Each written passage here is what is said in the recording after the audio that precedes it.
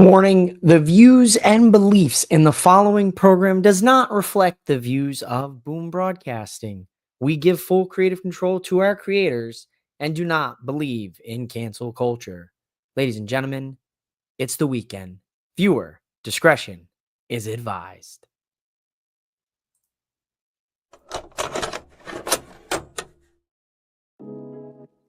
Live from the MOWM studio, Boom Broadcasting presents The Nightcap.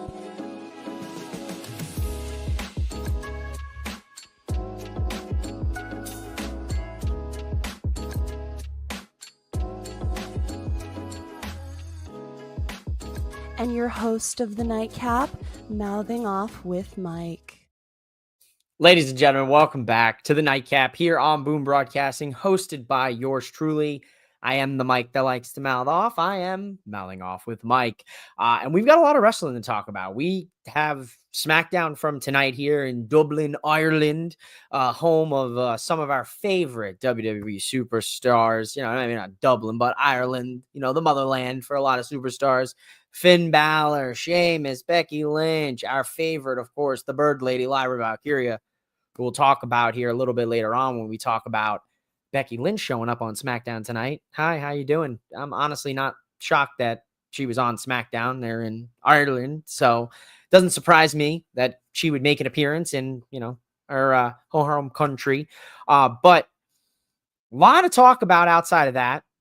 We've got the SmackDown tonight. We have Forbidden Door Sunday in London.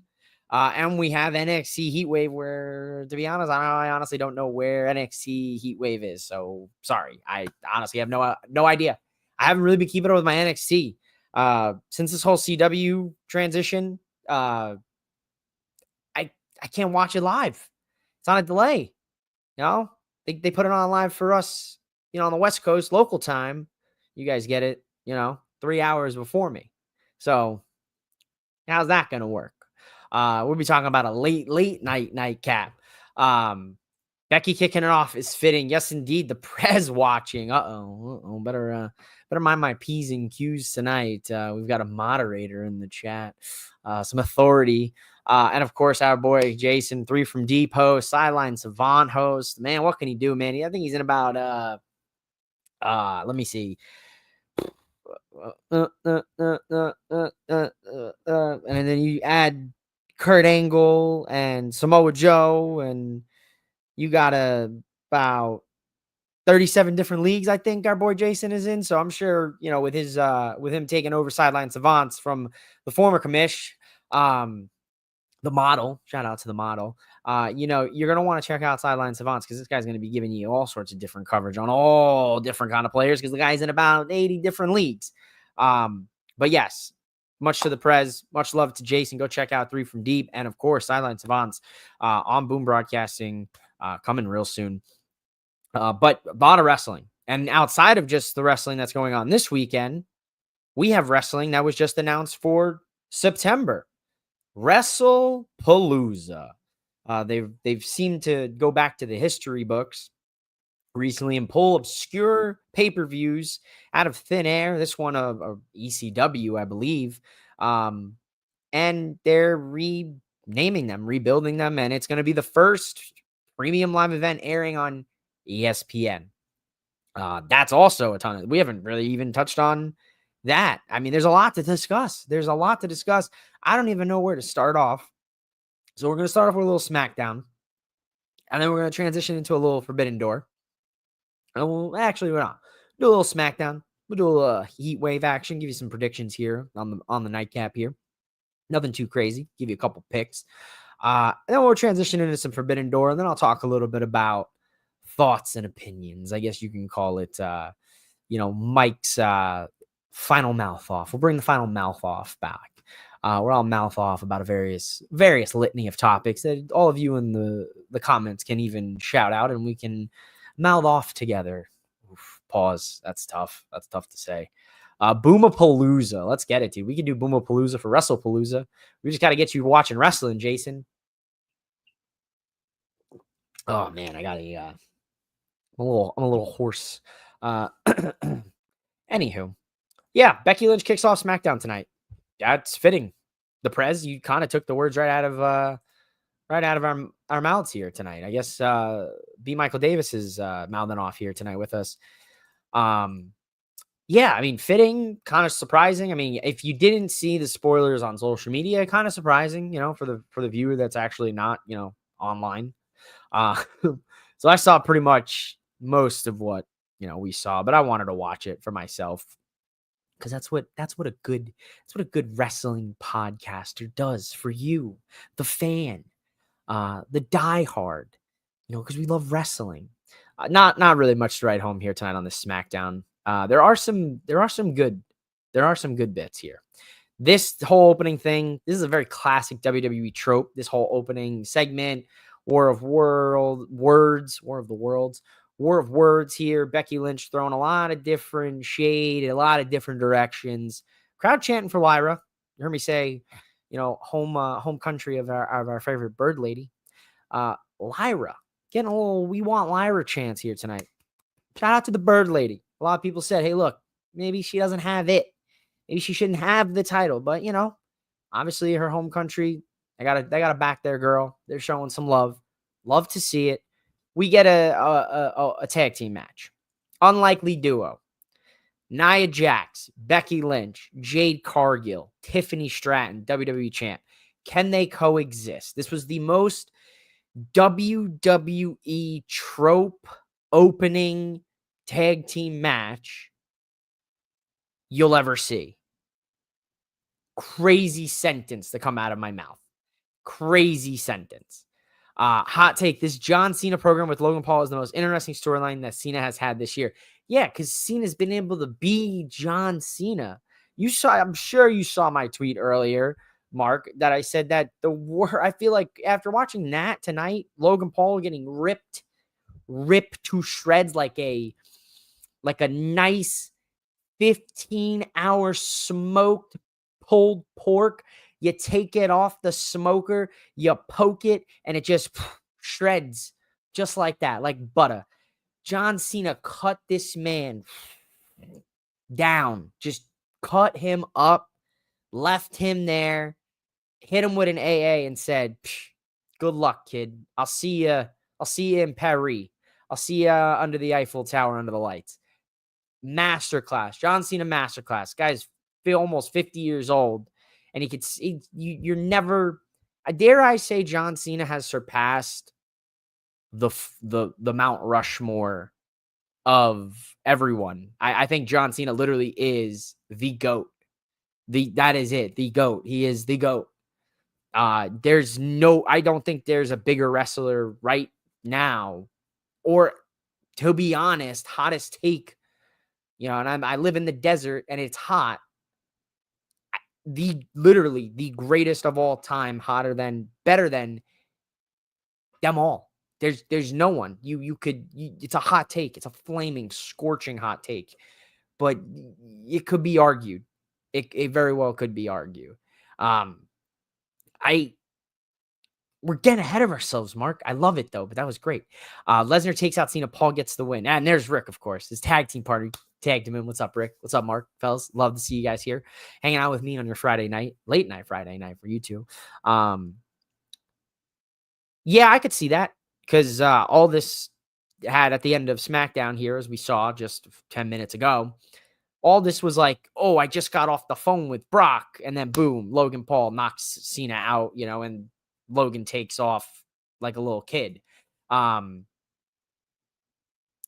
Probably Nick Aldis probably be like, hey, John, just so you know, Brock's going to be on SmackDown next Friday. The Beast will be in Paris. Yeah, more than likely happening. But so we transition into more tag action. SmackDown really is the show of tag teams. This is it. The SmackDown. They said, look, hear us out. You know how when we had 3 hours forced us, by the USA Network, and the tag division was hot. We're just gonna keep it up. You guys like that, so we're just gonna give you a lot of tag action. We're gonna try to showcase the women a little bit more, and we're gonna do that. We're gonna do that for the next few weeks, and we're gonna see how things progress because a lot of tag matches tonight.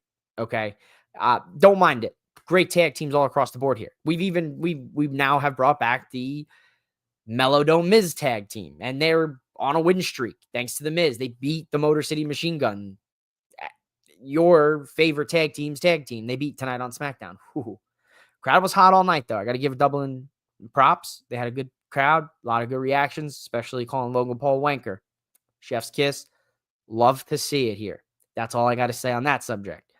On this subject, the Mellow Don't Miz thing was great for like the few weeks that we had it after WrestleMania with Andre the Giant Battle Memorial and him winning it, and the Miz kind of taking him under his wing and playing that mentor role and getting him the chain and everything, and like playing it up and being his hype man, and you know, the Miz in his ever growing dynamic in professional wrestling just knows what to do. He's underrated. And I think now, obviously tonight, Dublin appreciates the Miz. They recognize his greatness when it comes to professional wrestling.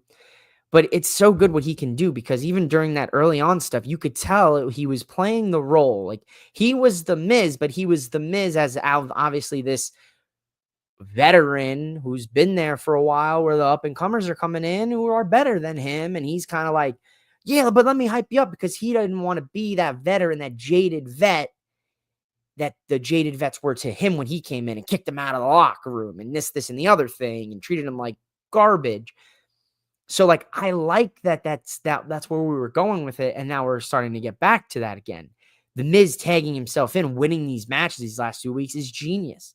Melo's doing all the heavy lifting, and the Miz is, it's all under the guise of like the Miz trying to get Melo, the reps in and them to be a tag team. But really, it's just the Miz needing to be in the spotlight, because that's what his character plays. That's what his character needs. And it's going to be great when Melo finally wakes up, snaps out of it, and we get a nice little Melo Miz feud, because Melo is good on the mic.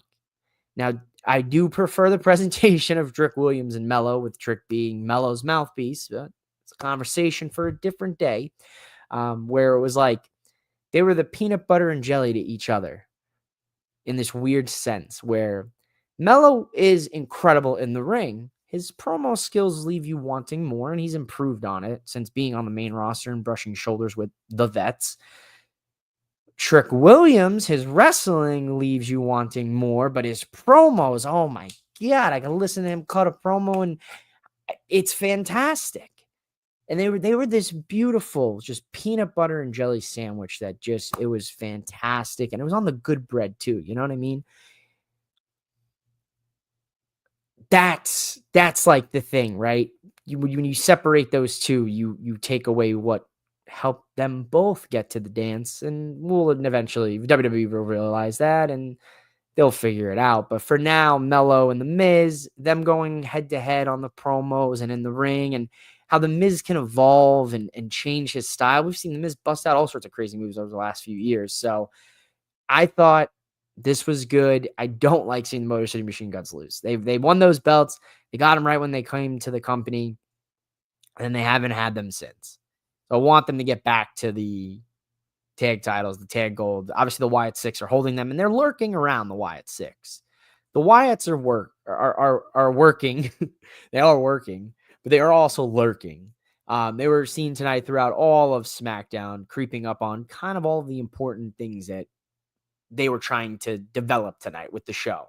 The tag team division, the women's mid-card scene, two of the big highlights. When we saw the talking between Fraxi and backstage and the Street Profits, we saw Husky and Mercy, Dexter and Joe lurking in the background. We saw Nikki Cross lurking in the background during the other segment. We saw Nikki Cross lurking during the women's segment here with Julia and Kiana James and Mishin.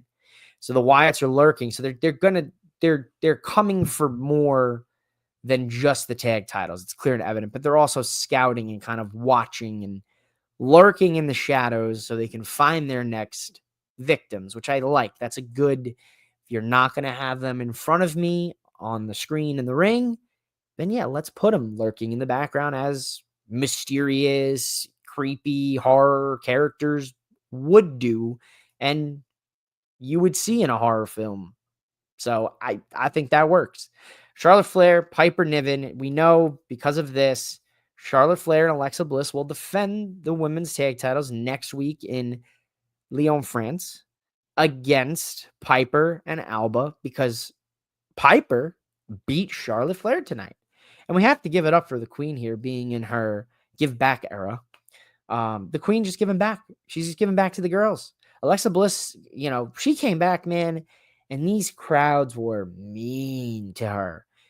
How could you be so mean to her, this poor woman? She's done nothing in her life to you personally that you could say the things and just hate on her. Like, okay, has she definitely, maybe in your own opinion or in someone's opinion, maybe have taken opportunities from some women during her upcoming and upbringing, but it's not on her. She wasn't booking the shows.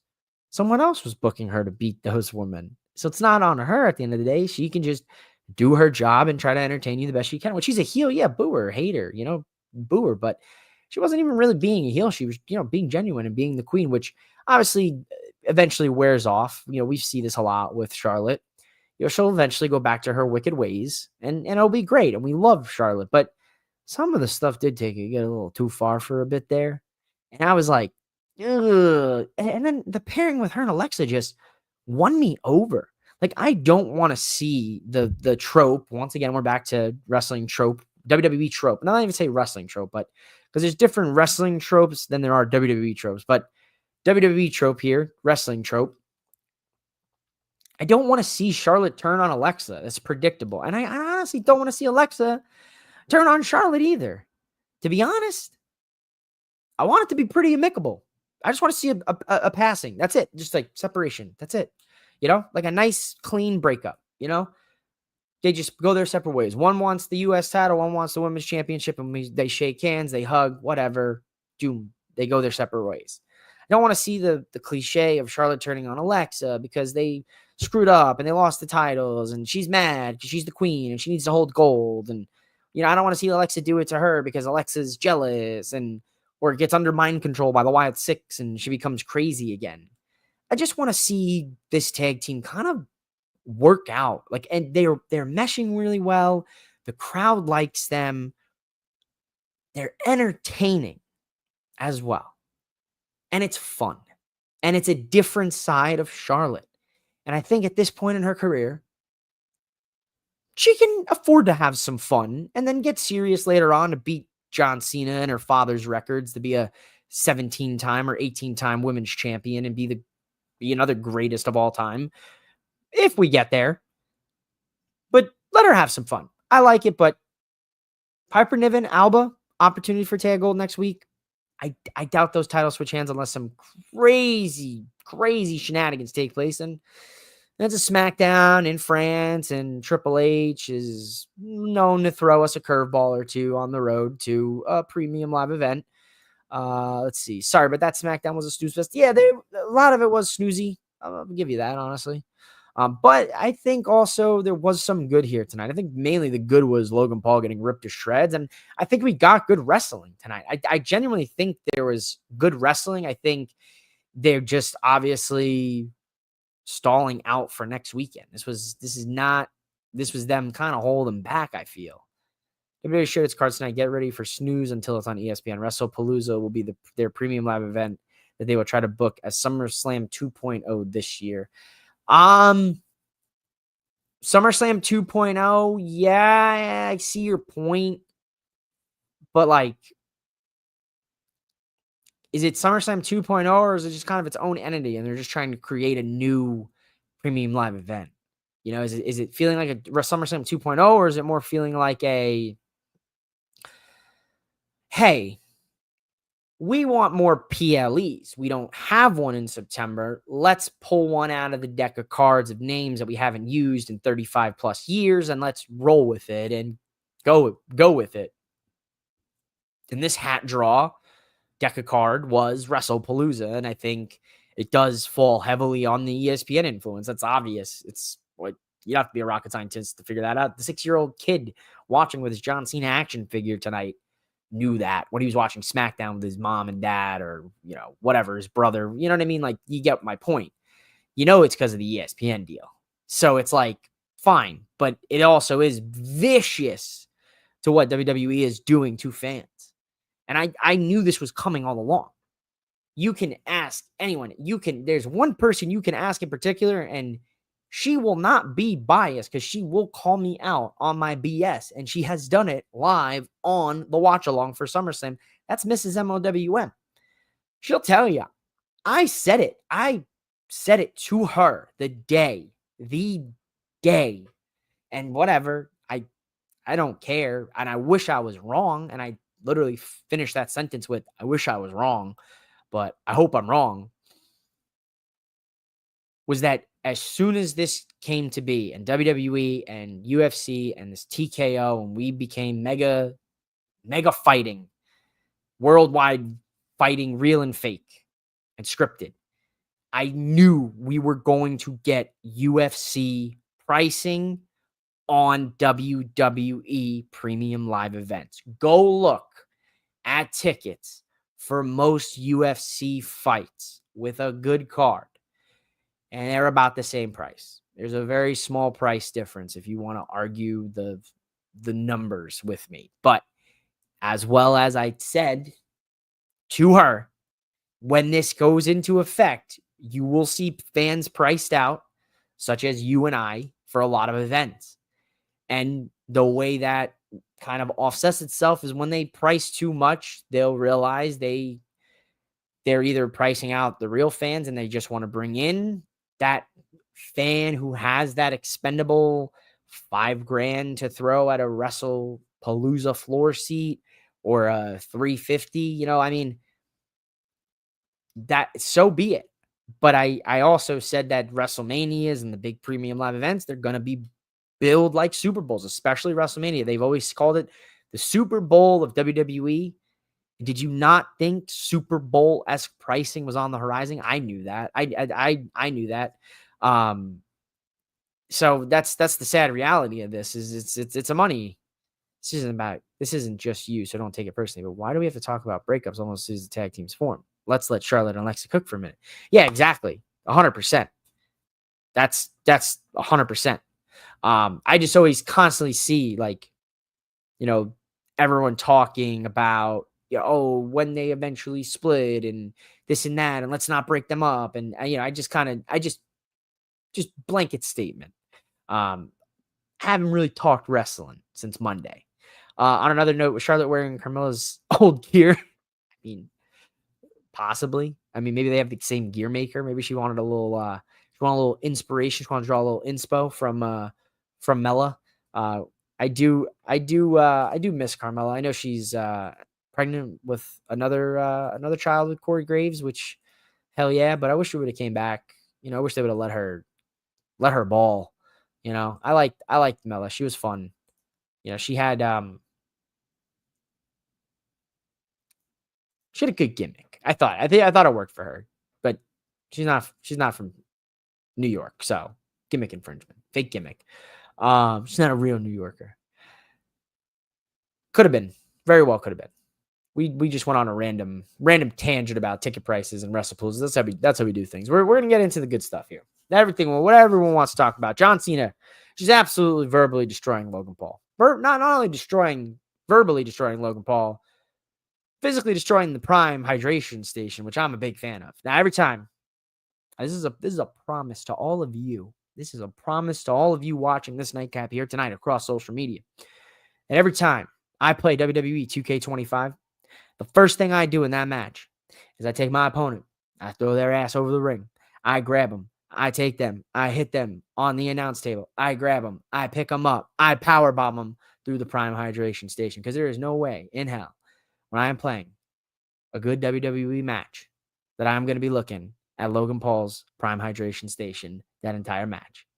You can bet your bottom dollar. And it feels so much better when I'm fighting Logan Paul and I powerbomb him through that Prime hydration station. What I would really like to see at Clash in Paris is John Cena powerbomb Logan Paul through that Prime hydration station is what I'm trying to say. John Cena, the GOAT. I said it earlier because I had to get the thought out. A thought arose in my brain, and I didn't want to lose it before I had a chance to come here on live and talk about with wrestling. Man, oh man, seeing that tonight. One, what Mark said is this might be the best thing we've seen of the John Cena retirement tour. To be honest, it very well might be one of the better stories we've had. I mean, the redemption story with Cody was great. I really enjoyed that. I give it a solid 8.3 out of 10. I thought it worked very well because who's the right person to bring Cena out of the darkness? Cody Rhodes, the good guy, the face of the company, the new face of the company. This John Cena heel turn, because they executed it so poorly, and the follow-up and the fact that there was going to be no conclusion before the tour ended because everyone just said, fuck it.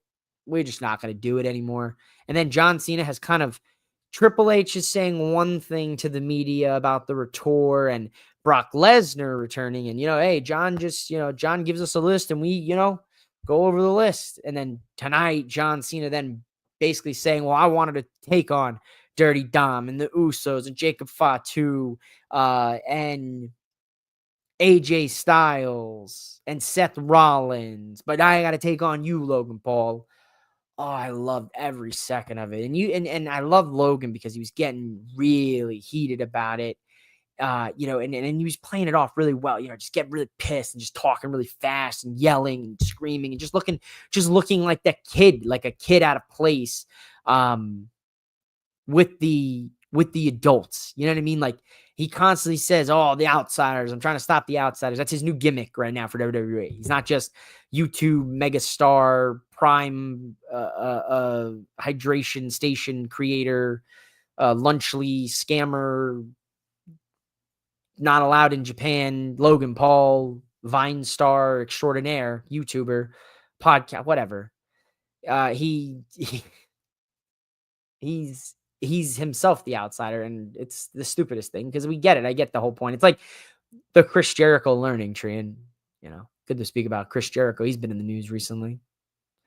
Might be a return imminent for one Y2J to the WWE.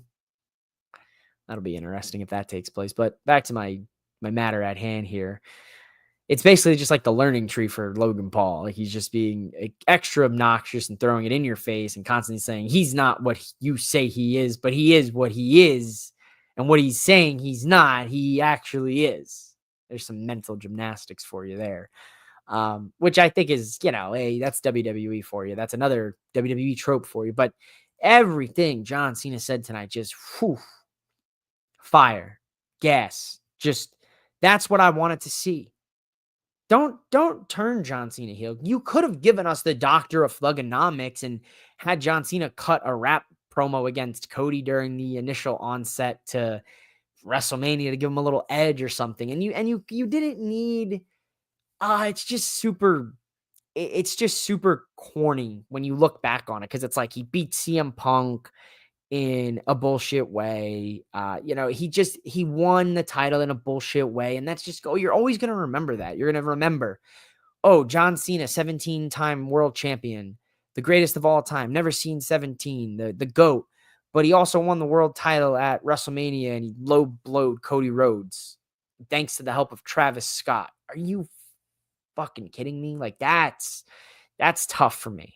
So like if I could, I would press the rewind button. If this was Click and you could rewind real life, I'd rewind it to that and I'd hop in that creative meeting and be like, don't do it. Don't listen to The Rock. Because this is the John Cena that I wanted to see. I wanted to see John Cena shred Cody Rhodes on the mic. You're damn right, because I want to see Cody Rhodes respond to that and prove his place as the face. Prove yourself as the face of the place now. Same thing with everybody on this tour. I didn't want to see a weird heel John Cena versus face CM Punk. Like, it's cool. It's cool. And the same thing with Randy. I don't want to see Randy lose because of an R-Truth crazy. It was a failed rollout, I guess, is what I'm trying to say. Crowd was good. Show was meh. Agreed. We called the Dom and Seth and them. We did that. Isn't that crazy that that's all the people that we all named on the nightcap a few weeks ago? Like, we said all of those names on this show. We said Dom. We said Seth. We said AJ. We didn't say Jacob Fatu and the Usos, which are wild cards for me. I did not see those coming, but we said those three. Dom, Seth, and AJ. And it's like, what? You know what I mean? Like, they hear us. They hear us on the nightcap. They hear the other fans calling for those matches, vocal on social media. So they know what they're doing. And I don't know if this is now another time where kind of John Cena and Triple H kind of go poking back and forth at each other, where now John says that, and it's like, and then you're thinking like, well, does that mean that John's not picking these opponents? Because if John's not picking these opponents, then could that make sense as to why we've had what we've had and gotten this retirement tour? I'm hoping that it's all just a dream and that I wake up and it's 2014, honestly, that's what I would like. Does this work? I have no idea. Yes, it does. Shadow. I'm just yapping tonight. We're going to get through SmackDown here. Cena will win 18 in a big way, so you forget about 17. Could be possibly. Turning John Cena heel was never the problem. There were other ways to do it that would have worked better. The failure was the execution, not the concept. Okay. I guess we're in agreement on that. And I agree to that sentiment. Could he add just a random few dates? He said in New York, there's shirts that are unreleased. Very well, it could be. I'm sure there's shirts that are unreleased probably for the end of the tour. I'm sure there'll be like a few collectible only shirts that'll drop. I keep seeing this one annoying TikTok shop ad about one that's like him as Peacemaker on it with Eagly from the Peacemaker show. And season 2 of Peacemaker did drop yesterday. It was an incredible first episode of the second season. James Gunn is just so good at this superhero shit. It's incredible what he can do when you give him the keys to the kingdom. And it's a shame that Marvel just fucked that up royally. Like, oh my God, they should have booted they should have booted the other guys right out of there after those couple flops they had. Because you give the keys to James Gunn and that Marvel universe would have been untouchable. DC would have been unable to find anybody to ever compare. But now that DC's got James Gunn, that shit's fire. I could see, well, they are adding a date on the tour because was I don't believe September was a date on John Cena's initial tour. And I'm assuming that's what's going to be announced in the coming weeks with Brock Lesnar's return. Could we? Yeah, I think that's true. I'm currently watching it for the first time. Oh, okay. Oh yeah, you're in for it right now with SmackDown. It's basically what you said. The crowd is great. Some of the content is meh. But yeah, John Cena tonight, Logan Paul segment. It was a win, honestly. And John Cena even says what we all say. Logan Paul is incredibly gifted. He's incredibly athletic. He understands, but he just is a wanker, is what the crowd called him. And I'm going to call him that. That's basically the gist of it. And you know what? John Cena. Oh, no, Peacemaker. Oh, yeah, dude. Season 1, cinema. Pure and utter cinema. Season 1 of Peacemaker might have been one of my favorite like superhero quote shows. Man, oh man, was it fire. It's gas. Main event of SmackDown. The women main eventing SmackDown. Good women tonight. A lot of good segments for the women, which I enjoy. I'm a big women's wrestling advocate. I feel that, especially with the women's division that we have, when most of the women are better than the men and the stories are more compelling than the men sometimes. We definitely need to, be smart here. Even Triple H himself said in the WWE Unreal documentary about, wow, the women, they just get this. They're great. They're even better than the guys sometimes. No shit. You don't say, bud. Anyway, Becky Lynch and Nia Jax. One of the wildest pairings that I could get for a tag team in recent years. As we know, Nia Jax technically made Becky Lynch the man. Becky Lynch. Oh, pop to the nose, little blood in the crowd with the whole SmackDown Live t-shirt on, broken nose, shenanigans, Nia Jax. Kind of what put Becky Lynch to where she's at now. She's kept herself there, but that helped. That helped for sure. So that was fun for me tonight to see those two team up because they're both bad right now. Right? We're evil. We're heels.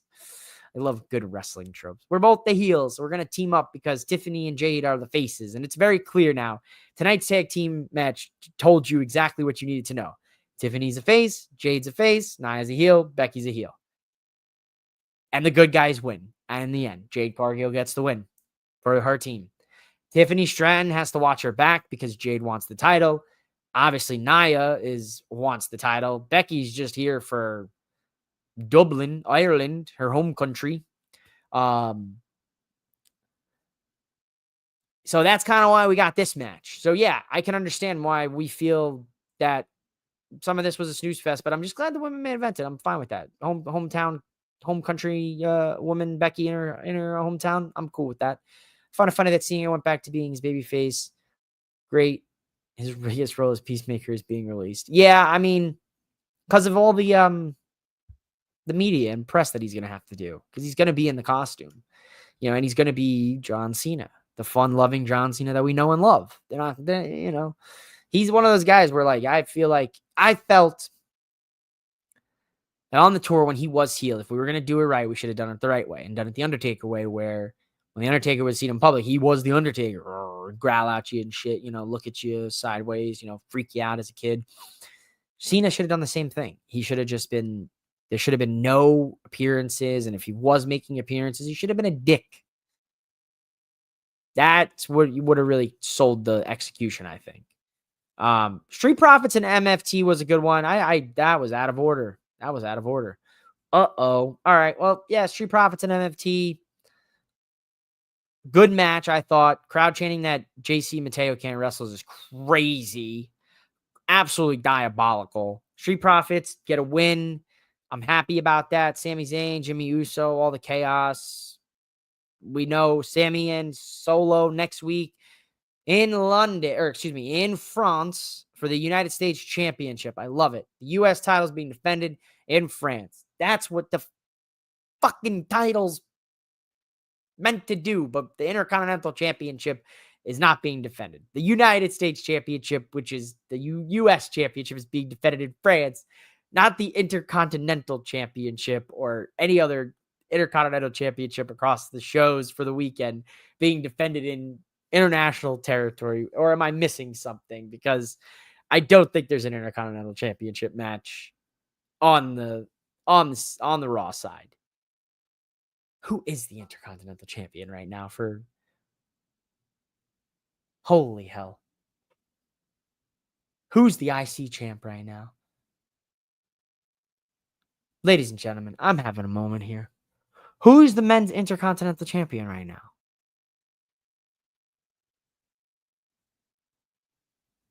Oh, wow.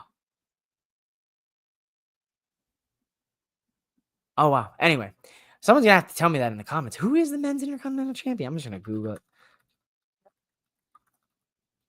Who is it? Oh, it's Dom. Duh. Oh, my God. Oh, my God. Dirty Dom. How could I do this? Oh, God. Oh, I'm terrible. I'm ashamed of myself. Dirty Dom is champ. Yeah. No, dude, it's Dom. I know. I just had a moment here on the nightcap. That's the week. The week has finally got me, guys. This week has finally caught up to your boy. I am honestly, Smackdown. It was great. That's what we're gonna go with. We talked about really the key points. Let's talk NXT Heatwave. I'm tapped. Let's do it. Let's get some Heatwave predictions here. I gotta pull up these matches. I have no idea what's going on here. I know I've been watching the replays and I've been watching the social media clips. I saw poor Javon Evans get yeeted from the ring through the announce table by Trick this week. I saw that. That was crazy. I hope Javon's okay. Because that was absurd. Javon versus Obafemi, NXT Championship match. Okay. Chelsea Green and Ethan Page take on Tyra May Steele and Tavion Heights in a mixed tag team match. Okay. All right. I'm here for it. JC Jane defending the TNA Knockouts Championship against Masha and Ash by Elegance, formerly known as Dana Brooke. I like it. Jada Parker, Kalani Jordan, and Lola Vice, number 1 contender triple threat match. Okay. Jordan Grace takes on Blake Monroe in a bitter grudge match. Okay. I'm not mad at that. Oh, and Hank and Tank defend the NXT tag titles against members of the Dark State. All right, listen, NXT Heatwave ain't too shabby. Listen. NXT Heatwave ain't too shabby. That's a pretty solid card for NXT for a head-to-head show. I don't know why everyone's shitting on this card. I mean, yeah, Tavion Heights and Tyra May Steele, obviously is a, and that's kind of a wild match on this. But I mean, look at the matches here, folks. This match card is dominated by the women. Dominated. You got the men's tag title match, or excuse me, the men's tag title match, and then you got the world championship match with Javon and Oba. Then you got Ethan and Tavion, but that's a mixed tag match with Chelsea and Tyra May Steele. You got 2 women's triple threat matches, and then a women's singles match with Jordan Grace and Blake Monroe, probably main eventing or co-main eventing with the world title match. But I would assume they're main eventing. I would assume you're going to go. Here's how Shawn Michaels going to go. I bet he's going to go one of 2 ways. He's going to load the show NXT Heatwave with the women at the end, and he's going to stack that triple threat match with the women, the Jordan Grace and Blake Monroe match, or he's going to stack that in the front, and he's going to heavy stack in the front, and he's going to come out with some crazy shit in the back end for the card.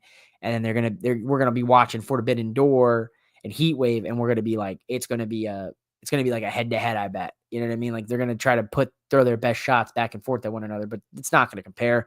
Forbidden Door is a crazy card too. Let's rattle through these here. I'm trying to get Forbidden Door pulled up so we can look at everything there, but for whatever reason, Forbidden Door just wants to give me tickets, and I don't think I can make it to London in time, guys. As much as I'd love to get to London for just in general, but I'm trying to see what we got going on here with this, and it just isn't loading. There we go. Ooh, okay. Hangman and MJF World Championship match. Yeah, okay. Color me intrigued. AEW Unified Titles, Swerve Okada. Yeah. I knew about Timeless Tony and Athena. That's gas. Kyle Fletcher versus, is that who I think it is? Oh, Tanahashi. Ooh, baby. I saw that lights out steel cage match with basically everybody in AEW right now. Nigel and Zack Sabre Jr., I knew about that for the IWGP World title. Yes.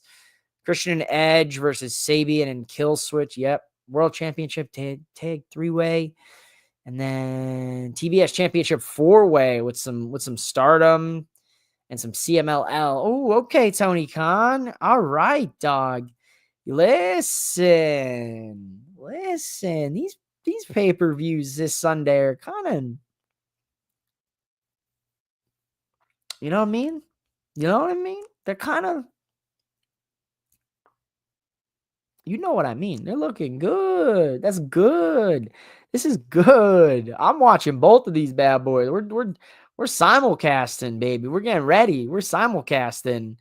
Heatwave and Forbidden Door. You bet your bottom dollar. We're going little TV Heatwave, big TV Forbidden Door, because I gotta pay for Forbidden Door on pay-per-view.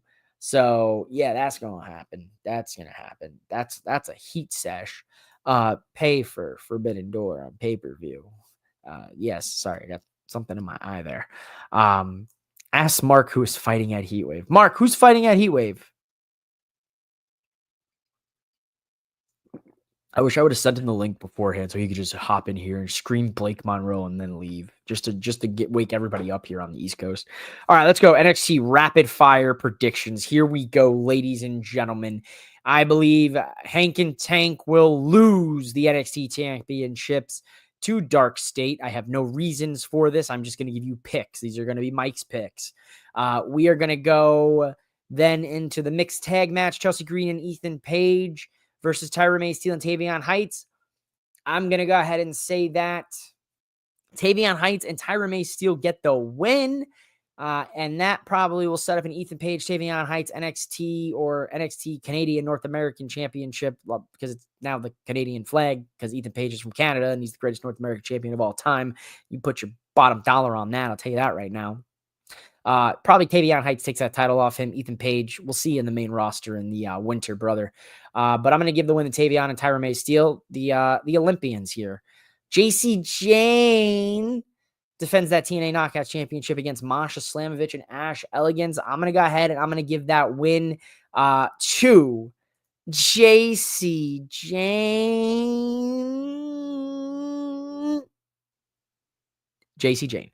And let's see here. That number one contendership, Jada Parker, Kalani Jordan, and Lola Vice. I'm gonna tell you a little something. You gotta watch the hips, because if you stare too much at the hips, then you miss the fist. I'm gonna go ahead and give that to Lola Vice. Let me get that Lola Vice action, Lola Vice City action. Number one contender for JC Jane.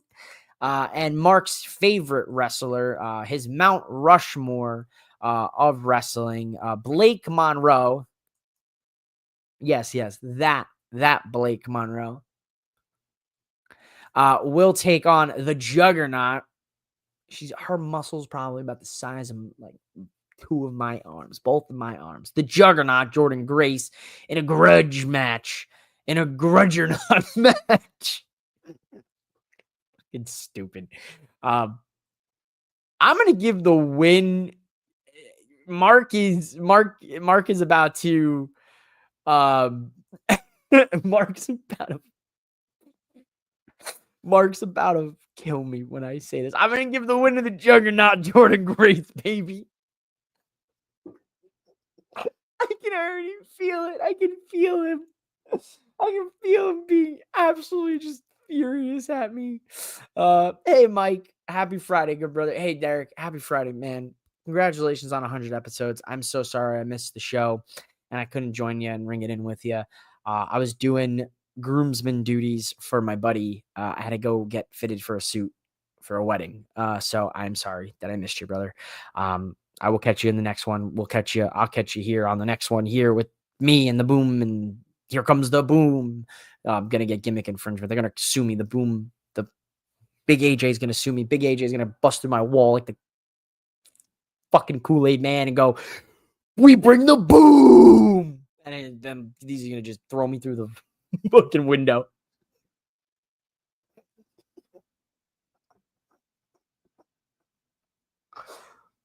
I'm sorry. I need someone to make me the video where they pause the video. We'll be back after a brief moment with that classic sound, so I can do that every time I lose my when I go off on one of my little bits here. Fuck. Okay. Back to NXT. Yeah, I'm gonna give the win to Jordan Grace. And let's talk a little bit about AEW Forbidden Door. I honestly, I've been very bad with the wrestling. So yeah, I've been watching Raw, I've been watching SmackDown, I've been watching clips of NXT and AEW. So I guess I'm a fake podcaster. But I'm gonna say Mercedes probably retains the TBS championship against Bozilla, Persephone, and Alex Windsor. I do like Alex Windsor. I have seen her in action a few times. I know Isla Dawn makes her debut in Scotland on AEW Collision tomorrow against Megan Bayne, which I'm sure Megan Bayne wins. Obviously, it's Megan Bayne. Triple threat tag match is interesting. You got Bandito, Brody King, FTR, who I'm going to tell you right now, Prez and whoever else likes FTR, FTR stinks. I'm sorry. I am so sorry to say that they are so good at tag team wrestling, but oh my God, if they really are playing heels and this is their heel character, I guess it works because it's nauseating. I'm like, and then when they wrestle, I'm like, very good, FTR.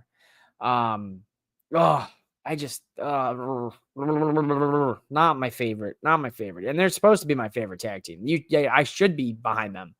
But I don't know, man. They're just not hitting for me these days. I don't know what it is. I'm going to say, I guess the Hurt Syndicate retain because I don't think Tony Khan has a direction for his tag division right now. I can't say that to 100% because I really haven't been watching. Obviously, the ultimate direction is Edge and Christian versus whoever the champions may be. And you obviously want to put the championships on a heel. So, oh, you know what? Yeah, we're going to put the titles probably on FTR this weekend. So FTR is probably going to beat the Hurt Syndicate and Bandito and Brody King so that we can get the inevitable Christian and Edge versus FTR match down the line. So, yeah, that'll probably be where we'll head. Maybe it doesn't happen this pay-per-view, maybe the one after, maybe a Dynamite after or so, but that's probably what we go. So I'll give FTR the win here, even though I'm just bored of them. Edge and Christian versus Kip Sabian and Killswitch. Do we even need to give you a prediction for this match? I even need to say who wins this match? It's obvious. Killswitch and Kip Sabian are going to beat Edge and Christian. No, you're off your rocker. Edge and Christian are going to win. Nigel McGuinness and Zack Sabre Jr. Zack's the IWGP World Heavyweight Championship. He's one of the greatest technical wrestlers of all time. If you don't like that sentence, I don't know what to tell you. He is. He really is. And this is very opinionated. I think Zack Sabre Jr. might have been better than Bryan Danielson. I think Zack Sabre Jr. is a better technical wrestler than Bryan Danielson. Have I felt that way always? No. Have I gotten older and watched both of them and kind of have appreciated what Zack Sabre Jr. can do? Yes. Do I felt that Bryan Danielson kind of, you could tell his heart, or he just knew he wasn't going to be able to, like, he was on his way out. You know what I mean? In that run, like, you knew he was going. But I'd love to see a Nigel McGuinness shock here. I'd absolutely love to see a Nigel McGuinness shock win, become IWGP World Heavyweight Champion. Why not? Who cares? New Japan's kind of just coasting on by here. I heard the G1 was awful. Now, I haven't watched it. I'd have to watch it to give you my sentiments on it, but I heard it was awful from a lot of people I talked to about it. So, I mean, if it was that bad, then what does that mean for New Japan? Yeah, I'll say Zack Sabre Jr. retains. Let's see. Kyle Fletcher retains against Tanahashi. Is it? I can't even see, dude. They made these letters so small on these. Takahashi. Yeah, I knew it was Takahashi. I knew that wasn't Tanahashi. Tanahashi's in that freaking lights out steel cage match. Buddy's hips are being held together by WD-40 and popsicle sticks. We know Blake Monroe is destined to win. On another note, WWE's concern over running PLEs against AEW's event. Why aren't we getting Worlds Collide with AAA or NXT versus WWE main roster? I have no clue. I guess they're at the point where they're just like, it's because the WWE logo's on it, so they're going to watch it. Us. Could be just that, or it could just be that they're like throwing extra shade at them. Like, oh, yeah, you used to work with them, huh? You used to work with them for a little bit, huh? Yeah, but now we work with them. We actually own them now. We own a little bit. We own about half. We own just a little over half, just under half. I don't know what the percentages are. You know what I mean? They could just be slight at them. Now they're running Australia. WWE was announced tonight that they're running Australia for a super show in October. And then today, 3 hours before that, AEW announced that they're headed to Australia. I wonder if AEW's date is right around the same time WWE's date is out there. And it's getting a little corny at this point because they have been adamant. They were adamant where they're not competition. And then they started throwing NXT events. Boom. Here's one every couple months. Here's one. You're having a Game of Thrones themed show or whatever theme show that week. Oh, well, guess what? We're running NXT. We're running NXT here now. Oh, we're going to take it over here. Oh, we're running a theme show this week, actually. You're running a pay-per-view on that Saturday. Oh, we're going to run one too. Oh, you got that going on too. So we're going to run one in the morning and we're going to run one at night. Saturday night's main event and Battleground. More and more. Oh, now you're gonna run in a super show you're gonna run a show in Australia. Oh, we're gonna run a super show out there. Oh, you ran Double or Nothing from Vegas a bunch of times. We're gonna run WrestleMania from Vegas twice in back-to-back years. You cornered the market in Vegas for wrestling in May with Double or Nothing. So we're going to corner the market in Vegas for the next 2 years in April. So we're going to tap out any prospective people who are fans of both and make them choose WrestleMania or Double or Nothing. And for fans, some of that choice is easy. Me, I was one of the lucky few. It was in my state. I could go to Double or Nothing. It was weird to be in my state of Arizona and go to Double or Nothing when I'm used to going to Vegas. When I went for the first time, when we went a few years ago, when we met, Jade and the Hardys and everything, and all, and we saw all the shows. We saw CM Punk win the world championship. That's nutty to say. And then all these years later, oh, now we're running this show and we're running this show. Oh, wait, hold on a sec. You're running London on Sunday. All right, we're gonna run Heatwave on Sunday. I don't even know where Heatwave is. I don't even know where it is. Let's go buy tickets. Let's see what WWE says. Where's Heatwave? Heatwave. We're in Lowell, Massachusetts. We're in Massachusetts for Heatwave. When I think of summer in Lowell, Massachusetts. Bring an NXT show out to AZ, honestly. I hate to say that. I'm sure the ticket prices will be disgusting, but I miss when NXT was out here. We used to get some good live shows, man. I saw Bobby Roode defend the title. I saw Bianca Belair when she was trying to figure out who Bianca Belair was. You ready for this one? I didn't see the Velveteen Dream. I saw Patrick Clark wrestle before he was a known creep. Not going to even get into the missed opportunities that guy could have had for his wrestling career. You're all good. Not a problem at all. Speaking of NXT will be in my city next month. And yes, I'll be going and there will be highlights. Hell yeah, Derek. Can't wait to live vicariously through you as you go to NXT next month when they are in your city. I always love a good Derek's Wrestling Toys and Tees toy haul. And I always love a good Derek's Wrestling Toys and Tees highlights from wrestling shows and vlogs. Much love to you, Derek. But Forbidden Door, where was I? Nigel, yeah, and Zach. Zach's going to retain the title. The Lights Out Steel Cage match, that's going to be basically probably a multi-person steel cage match where over, under, how many people are in this match? Let's see. We've got 5v5. So that means 10 men will bleed. 10 men will be hit with barbed wire. 10 men will be hit with thumbtacks, glass, nails, spikes, maybe an explosive or two, maybe a rope, possibly a chain, possibly a noose, possibly a car. I don't know how they're going to fit the car in the steel cage, but they usually figure maybe a needle. We've seen needles, suspicious needles. You always got to watch out for suspicious needles. The solid steel needle will get you every time. It'll creep up and get you right in the butt. What other weapons? Fire. How could I forget fire? Fireworks, explosives. I think I nailed that. Any other weapons that AEW likes to use, and I'm sure we'll see. Screwdriver. How can I forget the screwdriver? Scissors. That match is going to be gross, I bet. First of all, it's being reported that Will Ospreay is not cleared. He's kind of broken up.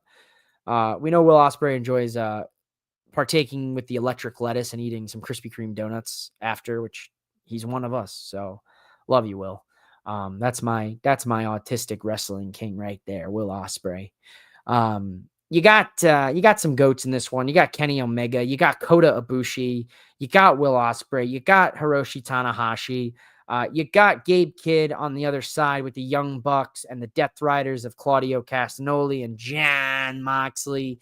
So basically, you've got what New Japan's entire upper world title division was just 5 years ago in one match in AEW times New Japan. Will Ospreay, Kenny Omega, Kota Ibushi. Obviously, we know Kota's still with New Japan technically. No, Kota's with AEW. That's the crazy part. He's all elite, I'm pretty sure. He got the graphic.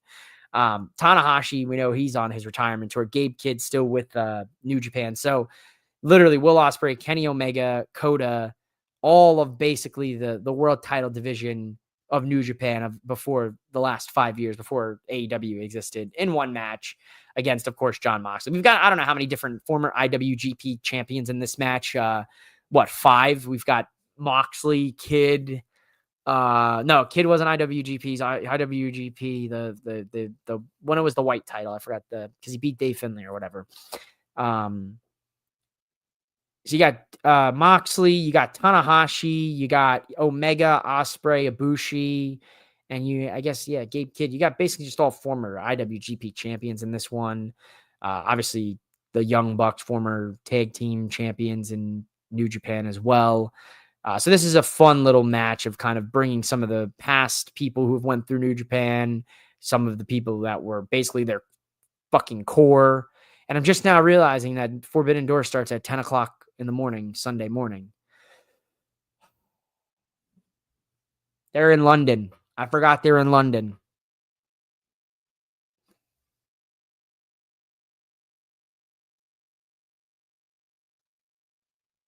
I'm just gonna sleep. No, I'm kidding. I forgot they're in London. So 10 o'clock. You hear, Mrs. 10 a.m. Sunday morning. Santa's coming. Santa's not coming. Forbidden Doors coming on the television, and I guess I'll be live streaming Forbidden Door. I don't know what I'm doing. Well, I'll figure it out. I gave you predictions on the nightcap. I lied. I was gonna do predictions on social media. I lied. I didn't even do them. I'm a liar. I'm gonna give the win to the superheroes: Kenny Omega, Kota Ibushi, Tanahashi, Ospreay, Darby Allin. Hopefully Darby Allin doesn't get killed. Toni Storm versus Athena. This is going to be a good one. I'm excited for this one. I'm actually excited. It's took forever. It has taken forever. It's taken about 3 years. No, 3 years. 2 years. 3 years. 3 years. 3 years to get Athena on AEW in the world title scene with these women. Log in finally, Tony. Thank you. Toni Storm, Athena for the world title. A part of me thinks Athena does this. A part of me thinks Athena wins this, and then we get Athena versus Mercedes. So I'm going to give the win, as much as I love Timeless, and this is live, so I can't go black and white. There's no filters, I don't think, on... Are there filters? Are there filters on StreamYard? Can I go black and white real quick? Can I do it? Oh, baby, can we do it? Can we do it? No, we can't do it. We're not that high tech. I'm going to give the win to Athena. And new women's world champ. Okada swerves. Okada's held this title forever, man. He beat Kenny for it a couple months ago. And, the Continental thing, so. Swerve, Okada. Swerve hasn't had a title since the world title. I could see them put the title on Swerve here. Maybe take Okada, throw him in the AEW world title picture as a more serious Okada. I think Swerve gets the win. I'll say Swerve. MJF versus Adam Page. Adam Page ends still. Too soon. Don't take away the world title from my anxious millennial cowboy, you bastards. And I just found out on the tickets page, WWE Friday Night Smackdown, October 24th from Arizona, and Monday, December 1st, Monday Night Raw from Phoenix, from Glendale. $1,100 for floor seats. $2,500 if you want to be on camera where green shirt guy sits. Wow, $967 for the floors. Wow. That's just a testament, man, of the same seats that I used to sit in that I would buy. That would be like $75 a seat, $85 a seat, $100 a seat. Are $370 now. Oh, the resellers ate this fucking show up for Monday Night Raw. $185 for an aisle seat. Yikes, for a Monday Night Raw. Wow. Monday Night Raw, the Monday Night Raw after Survivor Series. Oh, we'll see. We'll see. We'll see. We'll see what Santa Claus brings for December. Back to Forbidden Door. We finished Forbidden Door. I'm tired. I've done it. We've hit it. We have hit my max. You have seen live what a week of chores and responsibilities does to a man. I am gassed. We just went through 3 wrestling shows, recap somewhat of Smackdown, a half-ass version. I'm sorry, not my best work here tonight, folks. Much love to all of you for actually hanging out. I mean, that just shows me you love me. You love the entertainment. You love the terrible commentary and the expletive curse words I use to enunciate my discussions. Forbidden Door looks good. Heat Wave does look good too. I'm not gonna lie. I like where we're heading with both of these. Can't go wrong with Krispy Kreme donuts. That red neon hot and fresh sign gets us every time. Oh, baby, when that neon sign comes on, you know it's time to get down to work, baby. And you get a free one too when it's hot. When they're hot, you get a free one. They give you a free one, I think. I saw that on TikTok. I don't know how true that is. So yeah, we power through, ladies and gentlemen. Subscribe to Boom Broadcasting. I was actually trying to tell you this earlier before we got into the thick of the show.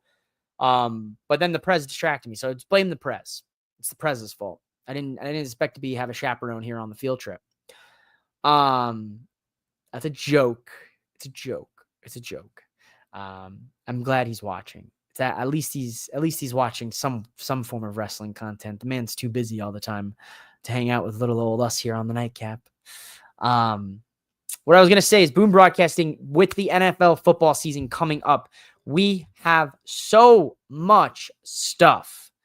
I'm gonna not say any explicit words in this one. So just in case the Prez wants to clip this, let me fix my hair is looking crazy now. That's how you know we're getting down to the nitty gritty of a Friday night. The hair is looking crazy. Let me get down to business just in case the Prez wants to clip this. Boom Broadcasting, with the NFL football season approaching and the college football season approaching, we have so much content coming your way. The NFL start of the season, you got new stuff on the horizon. We have new things on the horizon, and all of your old favorites are still going to be going on, like our boy with Quick Hits podcast, Smitty, 3 from Deep, Sideline Savants, now hosted by Jason, New York, Mr. NY. You got, obviously, Out of Pocket, Wrestling of Destiny with Sean, and it stinks with Sean. Can't wait to hear what he thinks about Peacemaker and James Gunn's masterclass for the start of season 2. When he reviews it on his show. We have Chris. How could I forget? The MLB season is coming down to the wire here. We're about to hit September. September baseball gets crazy. Postseason baseball right around the corner. Chris DeLuca with the Dugout Debrief has got you covered with all things baseball, especially on a hot postseason. You got NFL coverage. If you're a Cowboys fan, we've got you covered too. With Dad and the Boys, and the Cowboys podcast that we have here on Boom Broadcasting. And of course, Gridiron Address with Aaron, Lombardi Party with Carson. I don't know if that one's still going on. I don't know. If it is, it is. There's so much stuff coming up this year. I don't think we have any college football people. That's a sad sentence. Maybe we'll get somebody to do some college football. If you like college football, hit me up. We might have a place for you here at Boom Broadcasting too. Yeah, so there you go. A lot of stuff. NFL football season, baseball postseason, your favorites still going live. And of course, how could I forget the Nightcap? The Nightcap's here for a little bit longer. That's everything. I'm mouthing off with Mike. Have fun this weekend. Be safe. Enjoy the wrestling if you're watching it. End tribalism. Go Birds. Cowboys suck. I'm out. Bye, guys.